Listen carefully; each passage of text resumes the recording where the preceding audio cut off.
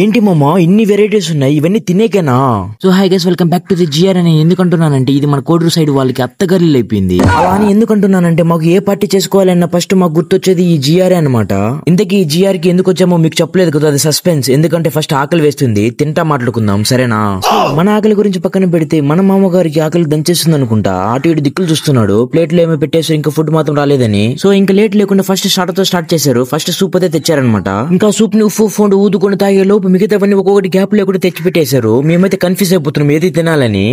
ఇంకా మన హరిగడ అనమాట ట్రీట్ ఇస్తున్నాడు జాబ్ వచ్చిందని. ఇలా మా గ్యాంగ్ లో ఎవరికి జాబ్స్ వచ్చినా ప్రమోషన్స్ వచ్చినా అందరూ కలిసి జిఆర్ లో ఉంటారు. ఇది ఒక ఆనవాయితీ అనమాట మాకు. సో ఇలాగే మీ గ్యాంగ్ వాళ్ళు కూడా ఇలానే ఉంటారా, లేదా సందు దొరికితే చాలు జంప్ అవుదామని ఉంటారా? ఇంకా మీ గ్యాంగ్ ఎలాంటిది కింద కామెంట్ రూపంలో మాతో షేర్ చేసుకోండి. ఇంకా జిఆర్ లో ఫుడ్ విషయానికి వస్తే చాలా బాగుంటుంది. కోడూరులో ఇదే బెటర్ అని చెప్పొచ్చు.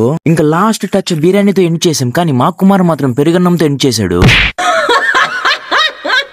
సో ఇదన్నమాట ఇవాళ వీడియో. ఈ వీడియో నచ్చితే లైక్ చేయండి, సబ్స్క్రైబ్ చేయండి. రేపు వీడియోతో మళ్ళీ కలుస్తా. Okay then bye.